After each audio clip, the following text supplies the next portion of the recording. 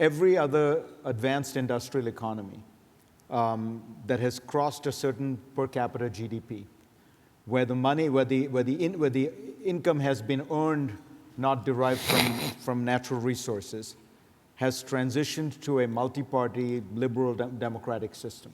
Singapore is quite literally the only exception in the world. Why is that? We are a multi-party liberal democratic system. The outcome is not what you would like to see, but that's what Singaporean voters have decided. No, but look, we can debate this, but if you look at Freedom House's rankings, you look at almost any independent They agency, don't like us, fair enough.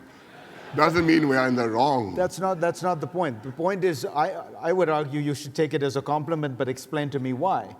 Why is it that Singapore has been able to achieve this extraordinary circumstance where it has not, on several key political dimensions, transitioned the way that Taiwan has, South Korea has? Well, it is a fundamental question, because if you look at the countries which you have cited, and also Israel, which I mentioned, they have all made a transition, and not always a smooth and happy one. But the dispensation which prevailed when they first became independent has not lasted. Israel, from 1948 till 50 years later, I mean, the Labour Party was no longer the government. Even the Likud was not stably the government. Yeah, unstable coalition system. The Taiwanese, after 50 years, are not in a completely satisfactory situation either. Korea, after many years of a military or semi-military rule, now has elections, but a lot of uncertainty in the government.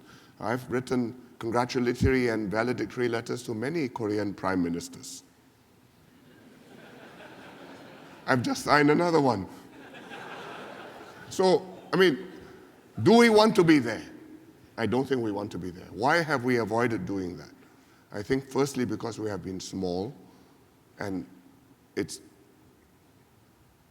quite a homogeneous society, so I don't have Sephardic Jews versus Ashkenazis versus Russian immigrant Jews.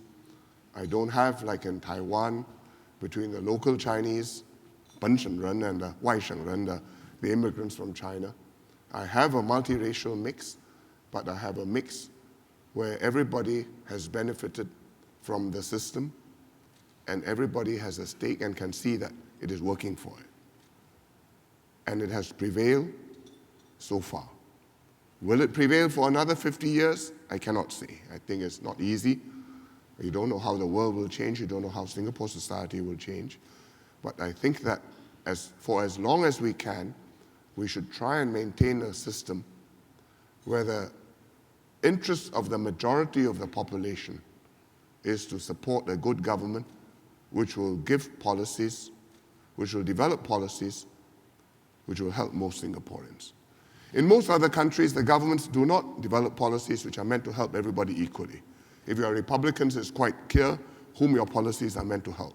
And Mitt Romney said, well, there's a 55%, and the other 45%, well, they should take care of themselves.